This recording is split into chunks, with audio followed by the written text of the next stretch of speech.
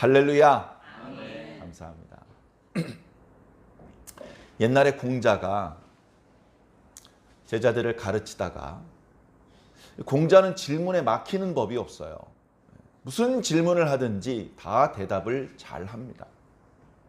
그러니까 선생님은 어찌 그리 박식하십니까? 제자들이 약간 아부성 그런 질문을 했죠. 그랬더니 공자가 내 돈은 한 가지로 통한다. 그렇게 말을 했답니다. 오도 일이 간지. 내 돈은 하나로 통한다. 그 하나가 우리 잘 아는 인입니다. 공자는 인에 대해서 평생을 연구했고 가르쳤던 것 같습니다.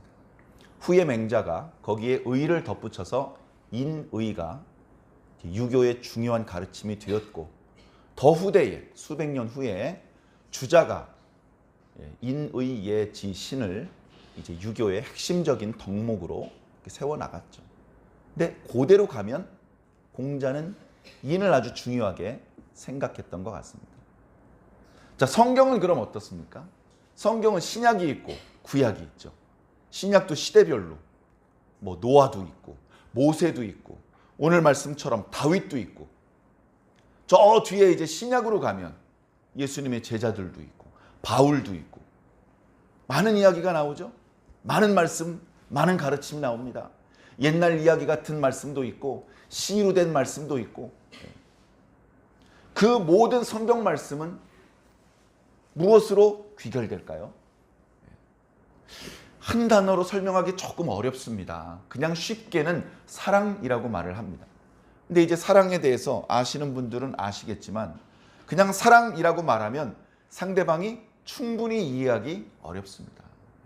그 속에는, 그 작은 단어 속에는 마치 공자가 인을 가르칠 때 그 인 속에 엄청나게 많은 메시지가 들어있는 것처럼 사랑 속에는 하나님도 있고 예수님도 있고 성령님도 있고, 또 하나님께서 인간을 사랑하고 인간이 하나님을 사랑하고 부모가 자식을, 자녀가 부모를, 남자가 여자를, 여자가 남자를 사랑하는 그 모든 게 다 들어있거든요.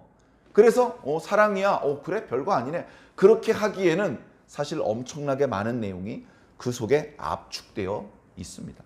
그래서 압축된 형태, 사랑, 끝, 그렇게 하기보다는 성경을 읽어보고 또 그 성경에 관련된 책도 읽어보고 그리고 그 본문을 중심으로 선포되는 말씀도 들어보고, 그리고 그것을 여러 번 반복해야죠.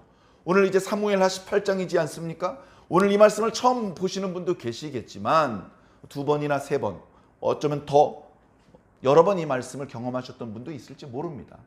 옛날에 읽었던 거 왜 또 해? 이렇게 생각하지 않습니다. 기독교인은. 특히 성숙한 기독교인일수록 예수님 말씀 귀에 못이 박히도록 들었는데 들을수록 새롭고, 또 그 말씀을 들려줘도 전혀 지루하지가 않은, 영양분이 많이 담긴 고기일수록 여러 번 씹어도 계속해서 고소한 맛이 나는 것과 같은 이치입니다. 말씀 속에. 성경은 딱딱 긁어봤자 32,000구절이 안 됩니다. 31,000여 구절이랍니다. 그거밖에 안 됐어요? 그거밖에 안 됩니다. 그런데 그 속에는 시대를 초월하는, 또는 문화를 초월하는 하나님의 메시지가 담겨져 있어서 읽고 또 읽고 듣고 또 들어도 전에 보지 못했던 것이 보이고 전에 듣지 못했던 것이 들리는 법이기 때문에 그렇습니다. 겸손한 자는 계속해서 새로운 말씀을 들을 수 있는 것이죠. 자, 오늘 어버이 주일에 조금 속된 표현이지만 하필 사무엘하 18장 앞부분 말씀이 걸렸습니다. 일부러 이렇게 정한 건 아닐 겁니다. 하다 보니까 이렇게 됐습니다. 그런데 결과론적으로 꼭 오늘 우리들에게 필요했던 말씀이 이날 이렇게 우리 앞에 주어진 것이 아닌가. 그래서 이 또한 하나님의 은혜로다.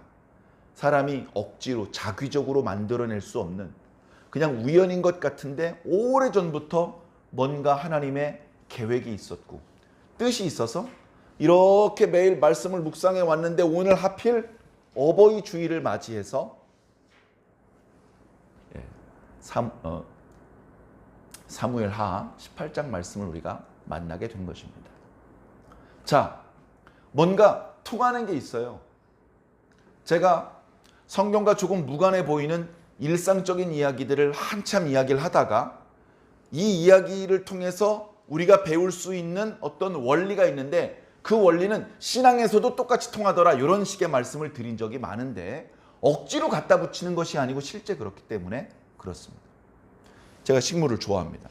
식물을 오랫동안 기르고 죽어가는 식물도 살려보고 이렇게 하다 보니까 나름대로 식물을 잘 기르는 원칙을 알았어요. 그런데 그 원칙을 인간관계에 적용해 보니까 딱 들어맞는 거예요. 아, 인간관계를 잘하는 원칙이나 식물을 잘 기르는 원칙이나 동일한 거예요. 뭐죠? 내가 기준이 아니고 저쪽이 기준이 되면 모든 것들이 원만해집니다. 내 편한 대로 물 주고 내 편한 대로 화분을 안에다 넣어놨다 밖에다 넣어놨다, 그 화분은 죽습니다. 잘 들여다보고 공부해보고 저 화분이 뭘 원하는지에 따라서 거기에 맞게 물을 주고 거기에 맞는 화분에 심어주고 거기에 맞게 화분의 위치를 정해주면 잘 자랍니다. 내가 그렇게 정성을 들인 것만큼 새 잎을 이렇게 피워내고 꽃을 피워내고 아름다운 향기를 풍겨냅니다. 제가 조금 잘해줬는데 엄청나게 저에게 보답을 해주는 것이죠. 인간관계도 마찬가지입니다. 나 중심으로 살면요, 친구들 다 도망갑니다. 그렇죠? 그런데 상대방 중심으로 생각하고 말하고 행동해 보세요. 구름대와 같은 친구들이 몰려옵니다. 똑같은 원리이더라는 겁니다. 자, 오늘 말씀을 이제 본문으로 뛰어 들어가서 살펴보면 이 말씀은 신앙적인 말씀이 아니라 뭔가 우리가 인생을 살면서 도전하고 뭐 계획을 세우고 뭐 이렇게 일을 진행하는 과정에서 그 일을 실패하지 않고 성공할 수 있는 비결에 대한 말씀인 것 같아요.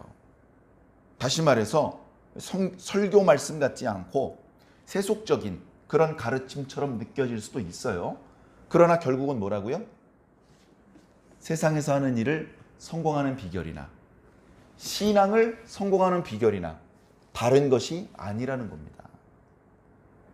그런 마음에 깨달을 수 있는 정서가 준비되어 있으면 세상에 짐승을 기르든 친구를 만나든 이런저런 취미생활을 하든 그 속에서 하나님께서 숨겨놓으신 진리를 보물찾기 하듯이 발견할 수 있는 거예요. 보물찾기 해보셨습니까? 얼마나 기분이 좋은지 몰라요. 별거 아니거든요. 아주 깊숙이 숨겨놓은 게 아닌데 어쨌든 찾으면 이야 찾았다. 성경을 읽을 때 또 예배 끝나고 밖에 나가서 일상을 살 때 거기서 하나님을 만나면 얼마나 기쁜지 압니까? 예배와 상관없는 자리에서 하나님의 말씀을 들으면 얼마나 신나는지 압니까? 신앙은 신나게 해야 됩니다. 신난다는 말이 있죠. 그 신이 천신신자. 하나님이 우리를 감동해 주시면 그때 신나는 거예요. 그래서 예배 시간에만 신나지 마시고 예배 시간에만 신에 감동되지 마시고 예배 끝나고 밖에 나가서도 신나게 사시기 바랍니다. 비결은 하나님이 필요해요. 거기서도 하나님을 만나고 거기서도 하나님의 음성을 듣고 거기서도 하나님의 뜻을 깨달으면 신나고 재밌습니다. 자, 오늘 말씀 한번 살펴보겠습니다. 오늘 말씀에 보면요, 지난주도 비슷한 말씀을 드렸던 것 같은데요, 연결되는 아니면 조금 더 업그레이드된 그런 부분입니다. 자, 다윗이 나오고요, 압살롬이 나옵니다. 압살롬은 다윗의 세 번째 아들입니다. 첫째 아들은요, 압살롬이 죽였습니다. 둘째 아들은요, 이름만 소개될 뿐 전혀 왕이 될 생각이 없습니다. 그래서 뭐 확인된 사실이 아니지만 어렸을 때 죽었다, 뭐 어떤 그 왕권을 도전하지 않기 위해서 저 지방에 나가 살았다, 별 얘기가 많은데 어쨌든 그의 이름은 성경에 드러나지 않은 이름만 소개되고, 그리고 셋째 아들 압살롬에 대해서는 많이 소개가 되죠. 인물이 좋습니다. 머리카락이 길어요. 해마다 머리카락을 잘랐어요. 머리카락을 해마다 자르지 않습니다. 근데 머리카락이 잘 자라니까 해마다 머리카락을 잘랐는데 뭉텅 자르고 나니까 뭐 그 무게가 얼마더라, 뭐 그렇게 약간은 과장되게 묘사할 정도로 압살롬이 뛰어난 인물이었던 것 같습니다. 문제는 뭐냐면 그 뛰어난 인물, 그 뛰어난 자질, 그 뛰어난 능력을 아버지를 돕는 데 쓰지 않고 아버지를 죽이는 데 쓰는 것이죠. 물론 처음부터 아버지를 미워하거나 죽일 마음이 있었던 것은 아니었던 것 같습니다. 성경에 충분히 설명되고 있지는 않습니다만 여러 가지 정황을 통해서 우리가 살펴보면 자기 여동생을 배다른 첫째 형 암논이 강간을 했을 때 그때 자기 아버지가 정의를 바로 세워서 암논! 이거 네가 명백히 잘못한 것이다 하면서 제대로 벌을 주고 자기 여동생이 평생을 처량하게 살지 않도록 위로해주고 불명예스럽지 않도록 그렇게 뭔가 조치를 해주기를 기다렸는데 다윗이 암논은 왕위 계승자라는 생각에 잘못이 있어도 그냥 혼자 화를 내고 오히려 감싸주는 역할을 한 거예요. 암논이 잘못했는데 암논의 잘못에 대해서는 아무도 말을 못하게 하고 감싸주는 겁니다. 암논이 뭐 그런 고마움을 아나요? 부모의 그 사랑을 자녀들이 깨닫지 못합니다. 받고 있는 동안에는. 자, 그러니까 압살롬이 판단을 한 거예요. 아버지가 정의를 세우지 않는구나. 아버지가 모든 권세를 가지고 있는데 지금 내 여동생의 이 억울함을 풀어줄 생각이 없구나. 내 동생은 평생 행실이 바르지 못한 여자라고 누명을 쓰고 제대로 시집을 가서 남편의 사랑을 받거나 자녀를 낳으면서 행복하게 살지 못하고 평생을 불행하게 살다 죽게 되겠구나. 상상할 수 없는 분노가 압살롬 속에서 자라게 되었습니다. 그리고 그 분노는 정의롭지 못한 아버지를 자기 손으로 하야시키고 자기가 왕이 되어야 되겠다라고 하는 잘못된 욕망으로 올라가는 것이죠. 자, 분노. 그 다음에 잘못된 욕망. 자, 첫째 아들이 죽었고 둘째 아들이 왕권에 대해서 욕심이 없다면 그저 겸손히 숨을 죽이고 자기 실력을 기르면서 때를 기다리면 기회가 올 거예요. 근데 그렇게 아버지가 나이 들어 돌아가시고 자기에게 왕권이 찾아올 때까지 기다리는 것은 동생의 억울함을 해결하는 방법이 아니다. 이제 이렇게 생각을 한 것이죠. 그러다 보니까 무리수를 둘 수밖에 없는 겁니다. 무리수를. 자, 지난주에 압살롬이 이런 마음이었다. 그러면 다윗은 어떤 마음이었느냐? 다윗은 어렸을 때 뭐 했습니까? 다윗이 압살롬 나이 때 뭐 했습니까? 아버지와 형들의 양떼들을 자기가 대신 쳐요. 원래 형이 해야 되는데 형들이 전부 막내 동생한테 미룹니다. 이렇게 보니까 자기는 미룰 동생이 없어요. 그래도 그 양들을 돌보는데 양들 돌보면서 하나님을 찬양을 합니다. 원래는 어떻게 해야 돼요? 입이 이만큼 났어. 맨날 나한테만 시켜. 우리 형, 아버지 맨날 나만 시켜. 그냥 막 이래야 되는데 더 좋아해. 양을 치러 한적한 들에 나가면 아무도 없거든요. 아무도. 거기서 춤을 추든 노래를 부르든 악기를 연주하든 아무도 뭐라고 하는 사람이 없어요. 마음껏 기도하고 마음껏 찬양했습니다. 요게 이제 기도나 찬양을 이게 많이 안 해보신 분은 잘 이해가 안 될 수도 있는데 기도를 마음껏 하면 민원이 들어와요. 기도 좀 조용히 하라. 찬양을 마음껏 부르면 지금이 몇 시인데 드럼을 두드리냐고 경찰관이 찾아옵니다. 그래서 숨을 죽여서 찬양을 불러본 적이 있는 사람은 마음껏 찬양하는 게 얼마나 행복한 건지 아실 겁니다. 다윗은 어렸을 때부터 하나님께 기도하고 찬양하는 그 즐거움, 그 맛을 알았어요. 그랬다가 어떻게 됩니까? 16, 7살쯤 되었을 때 이스라엘의 유명한 선지자 사무엘이 찾아옵니다. 자기 머리에 기름을 붓습니다. 기름만 흘러내리는 줄 알았더니 하나님의 성령이 감동됩니다. 내가 이스라엘의 지도자가 되는 것을 하나님께서 원하시는구나. 지천명 하나님의 뜻을 그때 깨달은 거예요. 공자는 50세에 깨달았지만 다윗은 20살이 되기 전에 깨달았습니다. 이거 중요해요. 그때 강조해 드렸었는데 잠깐 말씀을 드리면 하나님께서 자신을 이스라엘의 왕이 되는 것을 원하신다고 깨달은 게 아니에요. 왜? 왕은 하나님이시잖아. 자신은 하나님의 지도자, 이스라엘의 지도자로 하나님께서 자신을 세우는 것으로 그렇게 하나님의 뜻을 깨달은 거예요. 양을 길러봤거든요. 양을 길러봤으면 3명이 있습니다. 양이 있고요. 양의 주인이 있고요. 주인에게 심부름을 맡아서 양을 돌보는 목자가 있어요. 그러니까 다윗은요, 이스라엘 백성들은 양떼야. 그 양떼의 주인은 여호와 하나님이야. 그분이 왕이야. 나는 목자.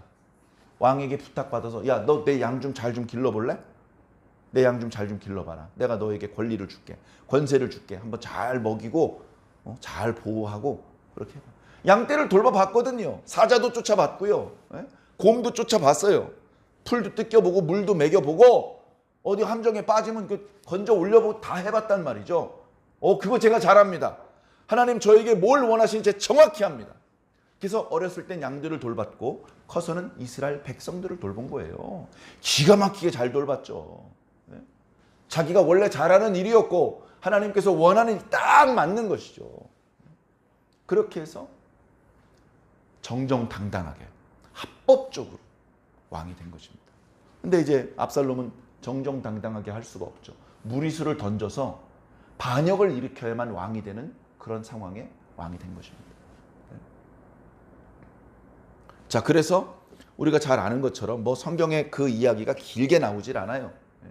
압살롬이 아무도 모르게 마음속으로 반역을 준비하고 있었고, 그래서 이제 형님을 죽이고 도망갔다가 돌아왔다가 그리고서 몇 년 지나서 또 이제 완전히 이제 그 사면 복권이 된 이후에 반역을 준비했습니다. 여러 가지를 준비했어요. 자기 이제 호위 무사들도 따로 두기 시작을 했고, 또 이제 백성들의 환심을 사기 위해서 지혜로운 그런 재판을 하면서 자기의 이름이 이스라엘 12지파에 유명해지게 만들었습니다.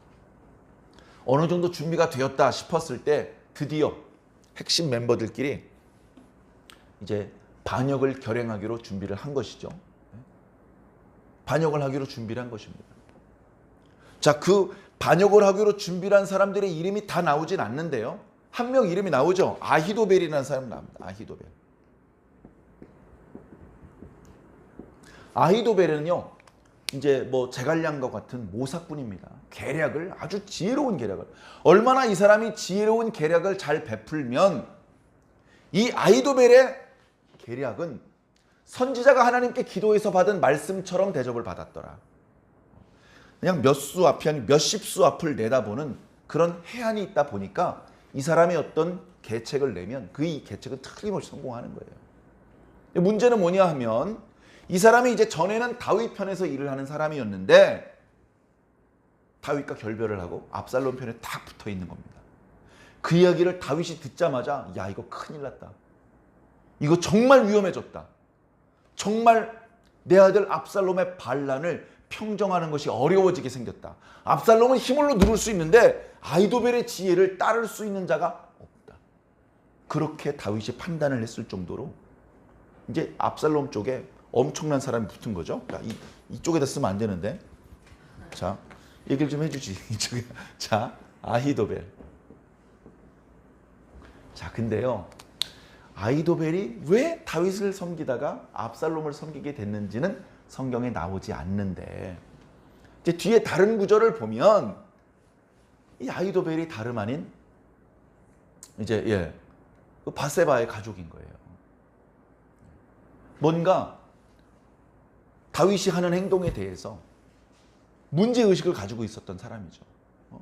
여기 압살롬이나 똑같은 입장이에요. 그러니까 다윗을 그 권세가 워낙 강하니까 그 앞에서 숨을 죽이고 지금 그냥 따르고 있었는데, 만약에 다윗을 죽이고 반란할 수 있는 기회가 있다면 그 반역하는 거기에 힘을 쏟아서 목숨을 바치고 싶은 그런 사람인 거죠.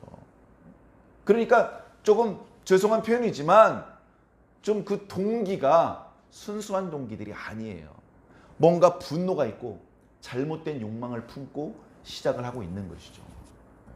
그런데 결국은 어떻게 됩니까? 결국은 이제 실패를 해요. 결국. 자, 다윗은요, 순수한 사람이야. 물론 다윗도 죄를 지읍니다. 다윗도 죄인이에요.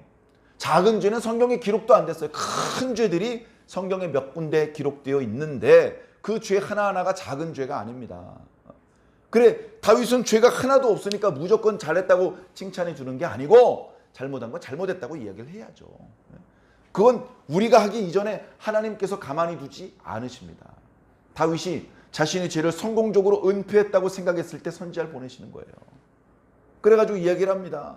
어떤 비유를 들어 얘기를 했죠. 그래 결국은 뭡니까? 그 쳐 죽일 놈이 바로 너야! 라고 말하는 순간 옆에 신하들이 다 보고 있는데 무릎을 꿇은 거예요.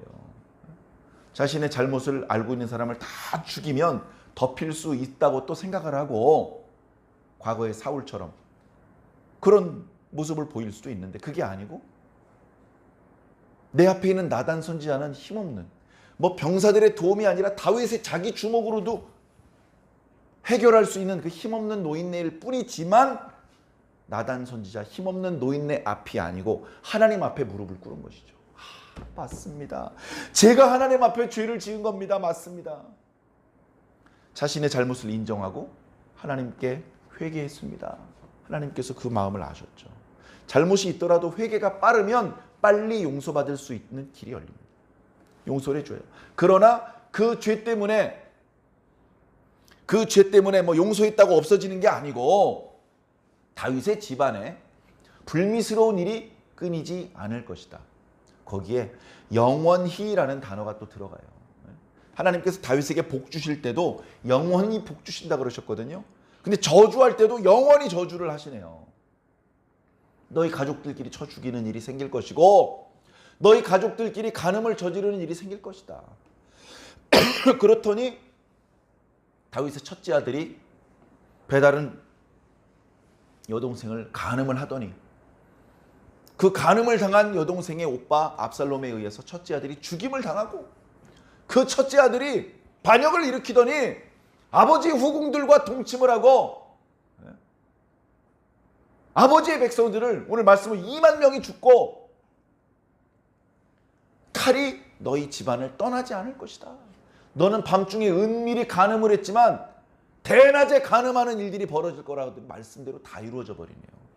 좋은 말씀도 이루어지고 좋지 않은 말씀도 이루어집니다. 누구의 말씀이라면? 하나님의 말씀이라면. 그래서 하나님의 말씀을 우리는 겸손히 들어야 되고 무겁게 받아야 됩니다. 좋은 말씀이든 좋지 않은 말씀이든 이루어진다는데 무서움이 있는 겁니다. 능력이 있는 겁니다. 자, 그런데 그렇게 다윗도 죄가 많은 사람인데도 불구하고 재빨리 회개하고 하나님과 잡은 손을 놓지 않아요. 그게 다윗의 강점이었고 매력이었고 우리가 배워야 될 부분인 것입니다. 우리도 죄가 많잖아요. 죄 짓는 순간 하나님이랑 뚝 떨어져서 지옥으로 떨어져야 되는 게 아니고 다윗이 그랬던 것처럼 재빨리 회개하면 다시 희망의 길이 열린다. 자, 다윗은 하나님 중심으로 살았고요. 그 다음에 다윗은요 친구들이 많았어요. 친구들. 지금 이제 압살롬이 반역을 저지른 이후에 다윗이 어떻게 됐는지를 보라고요. 사실은 어때요? 압살롬하고 1대1로 붙으면 이제 힘들어요. 나이가 많기 때문에. 혈기방정한 아들이 힘이 세겠지. 그리고 반란 초기에는요. 반란을 일으킨 사람들의 세력이 커요. 그래가지고 백전노장이었던 다윗도 어이쿠 이제 도망가자 안 되겠다. 그렇게 판단을 할 정도로 야 조금 지체했다 우리 다 죽는다. 그렇게 생각할 정도로 예루살렘 도성을 버리고 그냥 도망간 거예요. 그렇게 생각할 정도로 압살롬이 초기의 반역은 엄청 성공적이었고 엄청 압살롬을 지지하는 사람들이 많았습니다. 의아할 정도라고 말씀드린 적도 있는데 이 압살롬이요 어느 지파입니까? 유다 지파잖아요. 아버지가 다윗이 유다 지파니까. 그런데 압살롬이 반역을 일으키니까 유다 지파를 제외한 나머지 10지파가 압살롬 편에 서는 거예요. 압살롬. 그래서 성경에 전통적으로 이스라엘 하면 북쪽 10지파를 가리키는 거예요. 그러니까 오늘 말씀에도 다윗의 병사들이 이스라엘을 치러 가잖아요. 자기는 이스라엘이 아닌가 왜 이스라엘을 쳐? 이제 잘 어떤 구약의 배경을 모르면 오해할 수도 있는데 그게 아니고 북쪽 10지파를 보통 이스라엘이라고 부른단 말이에요. 구약에서는. 그쪽으로 딱 붙으니까요. 얼마나 압살롬의 세력이 커요. 다윗이 급히 도망가지 않으면 안 되는 상황이죠. 자, 그런데 다윗이 이렇게 끝나는가 봤더니요. 다윗이 도망을 할 때 신하들한테 도망가자라고 말을 합니다. 그러면서 따라올 자는 따라오고 따라오기 싫은 자는 안 따라와도 된다 얘기를 합니다. 왜냐하면 이번 도망길은 곧 돌아오지 못할 것 같거든요. 압살롬의 반역의 어떤 이 세력이 쉽게 평정할 수 있는 세력이 아닌 것 같거든요. 자신을 믿고 따라와도 충분히 자신이 보상을 못 해줄 것 같거든요. 그러니까 강제로 내 신하들은 내 말 무조건 따라야 돼 라고 하지 않고 따라올 사람은 따라오십시오 라고 한 거예요. 그랬더니 신하들이 전부 다 다윗 왕 앞에 엎드려 절을 하면서 왕이시여 무슨 소리입니까 섭섭하게. 우린 당신의 종입니다. 그냥 이 나라의 신하고 관리인 것이 아니고요. 당신이 종이에요. 종. 아무렇게나 말씀하셔도 우리는 무조건 순종입니다. 그렇게 말을 하는 거예요. 다윗이 고맙다고 하면서 가자고 했죠. 그래서 가족들을 이끌고 갑니다. 가는 와중에 물론 속셈이 있었지만 시바라는 사람이 먹을 걸 챙겨줘요. 그리고 언약궤를 메고 나오는 제사장들이, 제사장이 2명 있었는데 다윗 편이야. 다윗 편. 다윗이 그렇게까지 하지 마십시오. 이 언약궤는 본래 있던 곳에 두십시오. 그리고 여러분들의 아들들 요나단과 아히마아스, 이 젊은 청년들을 통해서 이 압살롬 진영의 소식을 전해준다면 제가 큰 도움이 될 것 같습니다. 알겠습니다. 말씀하신 대로 언약궤는 제자리에 놓고 저희들도 제자리에서 그냥 일을 하고 있겠습니다. 소식 전해드릴 게 있으면 저희들 아들들을 통해서 그렇게 약속을 한 거예요. 그게 뭡니까? 발각나면 죽는 일이에요. 목숨 걸고 다윗을 도와주는 친구들이요 계속 나타나는 거예요. 그래 결국 그 2 제사장의 아들들에게 소식을 들어서요 급하게 밤에 요단강을 건너간 거예요. 다 살았죠. 요단강을 건너갔습니다. 마하나임이라는 곳에서 임시정부를 세웠어요. 그랬더니 소비란 사람이 와서 도와줘요. 이 사람은 암몬 사람이에요. 암몬 사람. 그 다음에 마길이란 사람이 와서 도와줘요.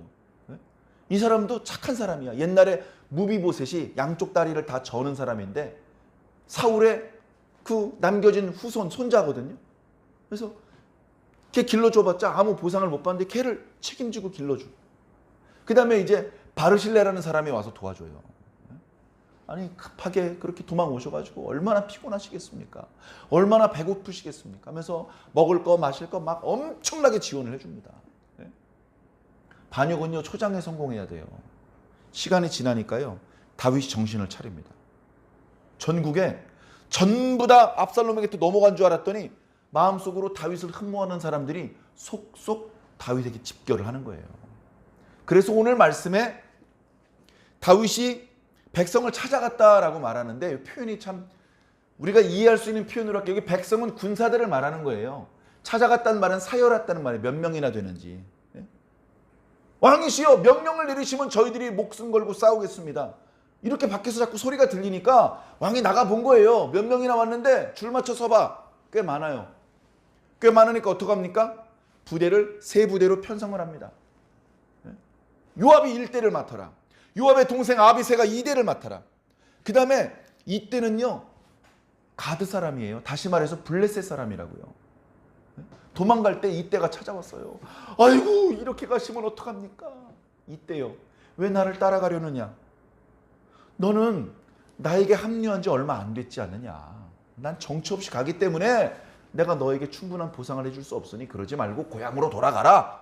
무슨 소리입니까? 섭섭하게. 저는 당신을 위해서 목숨을 바칠 겁니다. 그렇게 얘기했더니 그래 그럼 같이 가자. 해가지고요. 군대 3부대의 세 번째 부대는요. 여기는 안 나왔지만 다윗을 따라 요단강을 건너간 사람 중에 이방인이 많았어요. 그렛 사람, 또 가드 사람 이런 사람들. 그런 사람들 이방인들이지만 다윗은 차별하지 않고 대우를 해주니까 한 부대를 편성해서 이때가 지휘를 맡게 됩니다. 그리고서 너희들이 싸울 때 나도 같이 가겠다. 이건 뭐죠? 지도력을 보여주는 것이죠. 나 뒤에서 숨는 놈 아니야. 너희들과 같이 죽는다. 죽더라도. 그런 모습을 보여주는데 백성들이 말립니다. 여기 백성들이 뭐라고요? 군사들이. 안 됩니다. 이번 전투는 누가 더 많이 죽이느냐 이게 싸움이 아니고요. 압살롬이 죽느냐 다윗이 죽느냐 싸움이에요. 둘 중에 한 명 죽잖아요. 전쟁 끝나는 거예요. 왜 싸워요? 싸울 이유가 없는 거죠. 그런 전쟁이기 때문에 왕이 나오면요, 적들은 우리랑 안 싸우고 왕 한 명 잡으려고 달려들 겁니다. 나오지 마세요. 나오지 마세요. 그리고 마찬가지로 다윗의 군대들도요, 저 반대편에 이스라엘 군사들 죽이는 게 목적이 아니에요. 그 사람들은 나중에 결국 다윗의 백성들이 될 사람들이잖아요. 오히려 도와주고 보호해줘야 될 대상자들이거든요. 죽이는 게 목적이 아니에요. 누굴 죽여야 돼요? 압살롬을 죽여야 돼요. 압살롬을 죽이면 그 사람들도 그렇게 막 열심히 싸우지 않아요. 압살롬만 죽이고 오겠습니다. 이렇게 된 거죠. 자, 문제는 어떻게 됩니까? 싸움이 벌어졌어요. 싸움이 벌어졌는데 마침 그 싸우는 곳이 이제 숲이 우거져 있는 곳이에요. 그러니까 나무가 없는 들판에서 백병전이 벌어진 게 아니고요, 숲속에서 게릴라 전투가 벌어진 거예요. 누가 잘 싸워요? 다윗 쪽에 있는 사람이 그런 싸움에 아주 훈련이 수십 년 동안 경험이 많은 사람들이거든요. 그러니까 압살롬 쪽에 군사가 틀림없이 많았는데 시간이 지날수록 자꾸 압살롬 쪽 사람만 죽는 거예요. 오늘 말씀에 참 재밌는 표현도 있어요. 사람들이 죽어나가는데 이렇게 보니까 이 다윗 편에 서 있는 그 다윗의 군대의 칼날에 죽은 사람보다 숲에서 죽은 사람이 많았다, 이렇게 표현되고 있어요. 숲이 뭐 어떻게 했길래 죽었을까요?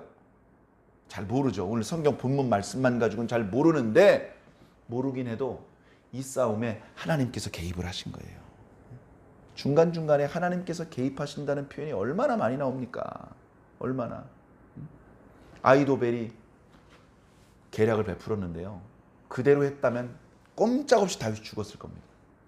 그런데 그 계획이 무산되게 만드셨어요. 성경에 그런 이야기가 쭉 나오더니 뒤에 요렇게 일이 진행된 까닭은 하나님께서 압살롬에게 화를 내리기 위해서 아히도벨의 계략을 물리치게 만드신 것이다 라고 기록하고 있어요. 그러니까 뭐예요? 하나님이 싸워주신 거예요. 하나님. 여기는 하나님이 싸워주신다고. 하나님께서 싸워주셔. 그러니까 막 사방에서 돕는 사람이 오고, 그리고 필요할 때 정보들이 탁탁 도착을 하고, 필요할 때 도와줄 사람이 탁탁 도착하고, 필요할 때 필요한 물건들이 탁탁 도착을 합니다. 네? 그리고 심지어요, 하나님께서 숲이라는 도구로 압살롬의 군대와 싸우시는 거예요. 네? 여호수아에 보면 그런 말씀이 있잖아요. 전투가 벌어졌습니다. 해가 떨어져요.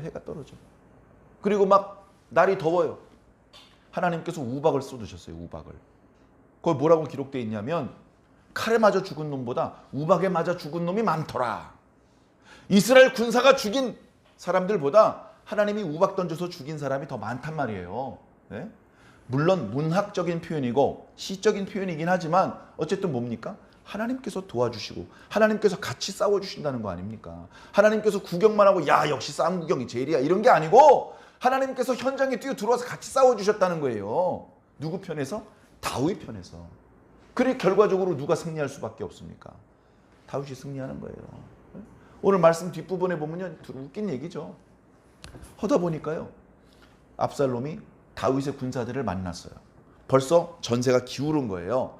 빨리 도망가서 뒷날을 도모해야 되는데 도망가는 것도 쉽지 않아. 노새가 있어. 저놈은 뛰어오고. 그러니까 훨씬 유리하긴 한데 노새를 타고 가다 보니까 걸어 다닐 때보다 훨씬 높은 상태예요. 근데 머리가 길었다 그랬잖아요. 머리를 길어서 이렇게 묶었는데, 쉽게 말하면 막 이렇게 막 파마한 머리가 막 이만큼 매달고 다녔다고 치자고요. 그게 그 상수리 나는 숲을 지나가다 나뭇가지에 이게 뭐 안에 걸린 거예요. 걸렸는데 이게 걸리다 보니까 밑에 뛰던 노새는 그냥 뛰어갔어. 허공에 매달린 거, 허공에. 이게 왜 이렇게 안 되지? 나름대로 버둥거리면서 이걸 풀르고 거기서 뛰어 내려와서 뛰어서라도 도망가려고 했겠죠. 근데 그게 안 되는 거야. 머리가 너무 길어서. 그런 일이 없을 때는 그 긴 머리가 자랑이었고, 압살롬이 원래 인물도 좋았는데 그 아름다움을 더 빛나게 해주는 요소였는데, 이제는 그것 때문에 죽는 거예요. 어떤 사람이 그걸 봤더니 압살롬이야. 압살롬인데 머리통이 매달려가지고 오도 가도 못해. 전쟁 시작할 때 다윗 왕이 뭐라고 부탁했습니까? 날 좀 생각해서 젊은이 그 압살롬 좀 험악하게 대우자 하지 말고 좀 잘 좀 해줘. 살살 해줘. 이렇게 얘기를 했단 말이에요. 그 얘기를 듣고 있기 때문에 그 죽이질 않습니다. 죽이질 않고 보고를 하는데, 아까 군대를 세 부대로 편성을 했는데 아마 이 친구는 요압 장군 밑에 있는 병사였던 모양입니다. 장군, 저쪽에 압살롬이 나무까지 이렇게 달려 있습니다. 왕에게 보고하시지요. 야, 그걸 뭘 보고를 해? 빨리 가서 죽여야지. 네가 죽이고 나한테 보고를 했더라면 내가 포상했을 텐데. 포상이라뇨. 아무리 포상을 많이 해주셔도요, 그럴 수 없죠. 오늘 출발하기 전에 다윗 왕께서 하신 말씀이 있지 않습니까? 잘 대우해달라고. 그 말은 뭐냐면 생포해달라고, 죽이지 말아달라는 얘기거든요. 벌을 주더라도 다윗이 직접 줄 테니까 너희들이 죽이지 말아라. 그렇게 왕께서 말씀하셨는데 그걸 어떻게 어깁니까? 그랬더니 요압이 뭐라 합니까? 야, 나 너랑 이렇게 너랑 얘기하느라고 시간 낭비할 필요 없어 하면서 가서 찔러 죽이는 거예요. 잔인하고 무참하게 압살롬이 죽습니다. 그렇게 함으로 해서 반역은 빨리 평정이 됐어요. 불필요한 희생을 더 만들지 않고 빨리 반역이 평정되기는 했지만 다윗의 마음이 어떨까요? 이제 뒤에 이어지는 말씀들을 이제 우리가 계속해서 묵상해 나갈 텐데요. 다윗이 압살롬 죽었다는 얘기를 듣고요, 끝없이 웁니다. 끝없이 울어요. 압살롬아, 나도 죽어서 네가 있는 곳으로 가련다 이러고 있습니다. 그걸 누가 봅니까? 병사들이 보는 거죠. 다윗을 위해서 싸웠던 병사들이 보는 거예요. 아이씨, 목숨 걸고 싸웠더니 적장을 위해서 울고 있네? 이게 힘 빠지는 거예요. 힘 빠지는 거예요. 그러니까 요압이 가서 위협합니다. 자꾸 이런 식으로 할래? 아, 나 정말. 나와 앉아 있어. 그리고 압살롬 죽인 사람하고 압살롬 군대 죽인 사람들 포상해줘. 여기 앉아서 잘했다 칭찬해줘. 그래가지고 다윗이 요압한테 쫄아가지고 눈물 닦고, 네, 아이고 잘 싸웠노라 이러고 했다는 거예요. 그 상처가 다윗의 가슴에 남아서 자신의 손으로 요압을 어찌할 수 없으니 자기 아들한테 유언으로 남깁니다. 솔로몬아, 왕 되거든 저 요압부터 죽여야 된다. 요압부터. 근데 웬일입니까? 요압이 또 반역을 저질러요. 요압이 아도니아 편에 서가지고, 아도니아 넷째 아들이거든요. 솔로몬은 숫자가 헤아리기 어려울 정도로 저 뒤에 있는 아주 어린 아들이었고, 아도니아가 이제 첫째, 둘째, 셋째 아들 압살롬이 죽으면서 넷째 아들 아도니아가 이제 지가 왕을 한번 해보려고 그랬다가 요압이 거기 붙었다가 죽는 거예요. 참. 자, 그래서요, 자 이제 결론으로 가봅시다. 자, 다윗은 성공했어요. 승리했어요. 압살롬은요, 실패하고 패배했어요. 자, 그러면 이 이야기 속에서 우리가 어떤 원리를 깨닫고 지혜를 발견할 수 있다면 우리가 세상에서 무슨 일을 하더라도 실패로 가지 않고 성공으로 갈 가능성이 엄청 높아지고요. 그리고 절대 실패해서는 안 되는 신앙에서 실패하지 않고 성공할 수 있습니다. 자, 그래서 생각해 보면요. 자, 첫 번째는, 자, 시작을 어떻게 하느냐가 중요해요. 시작을. 어떤 동기에서 시작을 하느냐. 어떤 동기에서. 내가 교회를 개척할래. 내가 이제 부목사 싫어. 담임 목사 할래. 왜? 아, 이제 눈치 안 보고 이렇게 좀 어깨에 좀 힘 좀 주고 이렇게 어른 행세 하고 싶어. 어른 행세, 대장 노릇 하고 싶어. 그런 동기로 교회를 개척하면 부흥 되겠습니까? 될 수도 있죠. 될 수도 있습니다. 무조건 안 되는 건 아니에요. 근데 결말이 좋은지는 담보할 수가 없는 겁니다. 좋은 의도에서 좋은 의도. 제가 보니까요, 저 완주 땅에 복음을 들어야 될 사람들이 있는데 교회는 많은 것 같은데 동네 사람들이 교회들이 안 가네요. 하나님, 제가 가서 힘을 보태겠습니다. 거기 가봐야 가시밭길이고 거기 가봐야 생활비 제대로 못 받는 거 알지만 제가 젊었을 때, 한 살이라도 건강할 때, 젊을 때 가서 희생하겠습니다. 그런 마음으로 어떤 마음으로 시작했냐, 너무 중요한 거예요. 분노의 마음과 잘못된 욕망으로 출발한 압살롬이 성공을 해버리면 어떻게 되겠습니까? 하나님 중심으로 사는 다윗이 성공을 해야 되는 것이죠. 자, 그 다음에요, 친구. 네. 친구가 많은 사람이 있고요, 친구가 적은 사람이 있어요. 아까 설교 중에도 잠시 설명드렸는데요, 자기중심적으로 생각하면요, 친구가 많을 수가 없어요. 그냥 철저히 이기적이고 자기중심으로 생각하는 대로 주변에 사람이 많다? 그럼 그 사람이 돈이 많아서 뭐 콩고물 떨어질 걸 바라고 그냥 뒤로는 속으로는 욕하면서 그냥 붙어있는 것 뿐이지 진짜 친구가 아닙니다. 더 많은 콩고물을 떨어뜨려주는 사람이 나타나면요, 뒤도 안 보고 도망가 버릴 사람이에요. 아무 대가를 바라지 않고 자기를 희생하면서까지 도와주는 친구를 두었다? 그거 뭡니까? 인간성 자체가 괜찮은 사람인 것이죠. 베풀 수 있을 때 베풀고 있었던 사람인 거예요. 베풀 수 있을 때 안 베풀고 자기가 아쉬울 때 왜 넌 안 베푸냐? 좀 베풀지. 이러면 누가 좋아합니까? 아유, 그래도 신앙인인데 도와줘야지.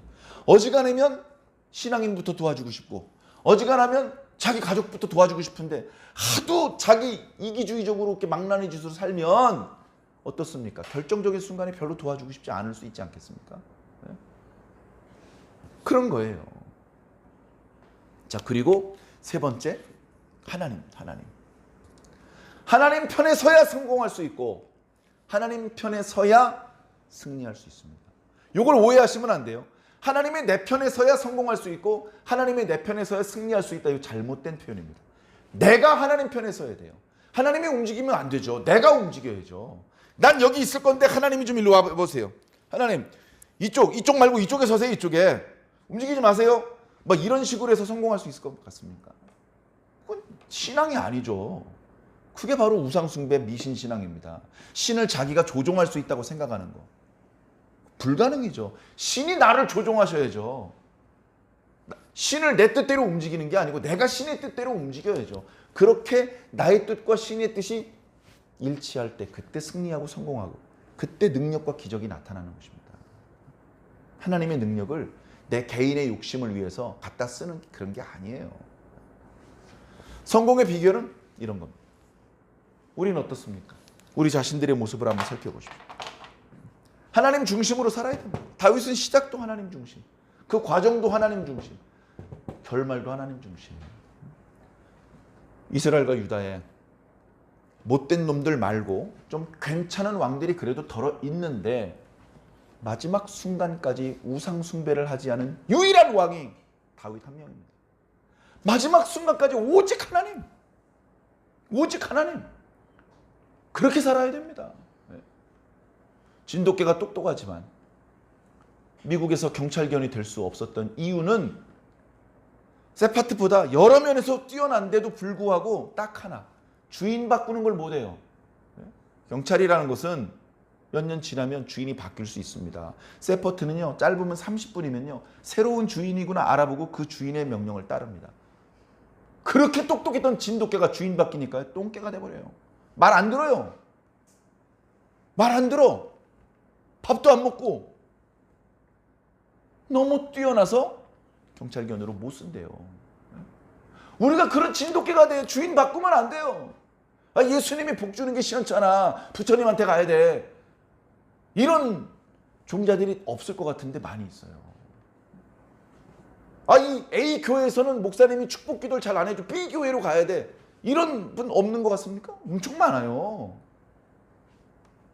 그게 아니에요. 하나님 중심이에요. 하나님 중심. 오늘 어버이 주일에 꼭 드리고 싶은 말씀은 다윗이 지금 사실 그렇게까지 유리한 국면이 아님에도 불구하고 자기를 위해서 싸우는 병사들에게 압살롬은 죽이지 마라라고 얘기를 하는 거예요. 압살롬에겐 좀 너그럽게 대우해줘라. 압살롬이 반역이 수괴인데? 딴 놈들은 선처를 해줘서 수괴는 죽여야 되는 법이에요. 근데 다윗 왕이 압살롬에 대해서는 너그럽게 대우하라고 그 지휘관들한테 얘기를 하는데 거기 있는 병사들이 다 들은 거예요. 다 들은 거예요. 그렇게 했던 것은 어떤 전략을 가지고 있었던 게 아니고 그냥 마음속에 어찌할 수 없는 사랑 때문에 그렇습니다. 제가 지난주에 그런 설교 말씀을 드렸던 게 생각납니다. 아버지라는 존재는 아들을 마음속 깊은 곳으로부터 진심으로 미워할 수 없는 존재다. 그렇게 딱 말을 해놓고요. 마음속 깊은 곳으로부터 제가 제 아이를 미워하는 수밖에 없는 상황이 생겼어요. 죽여버리고 싶다. 네. 그런데 그렇게 미워할 수가 없더라고요. 역시 안 돼요. 진심으로 미워하는 건 이게 안 되는 것 같아요. 다윗도 그랬던 것 같고요. 우리 하나님도 그러실 거라고 믿습니다. 그래서 우리 주변의 가족들, 우리 부형들 뿐 아니고 또 다른 측면에서 우리의 영원한 아버지가 되신 하나님도 마찬가지로 이 어버이 주일에 우리의 공경을 받으셔야 될 분 중에 한 분인데, 그분들을 공경하는 이유는 뭐 이렇게 콩고물 떨어지고 이런 목적으로 하는 게 아니잖아요. 그분들이 내가 뭘 해드리기 이전에 나한테 쏟아주신 사랑이 너무 커서 그 감당이 안 되니까 공경하는 형태로 그 고마움을 표현하는 거란 말이죠. 그래서 이 5월 내내, 어쩌면 1년 내내 그 고마움을 표현할 수 있는, 우리 가족 중에 있는 부모님에게도 또 영 되신 하나님 아버지에게도 그 감사를 표현할 수 있는 그런 우리들이 된다면 우리가 하는 모든 일은 형통할 것이고 승리할 것이고 성공할 것입니다. 하나님과 함께 행복을 맛보시고 승리와 성공을 맛보게 되시기를 예수님 이름으로 간절히 축원합니다.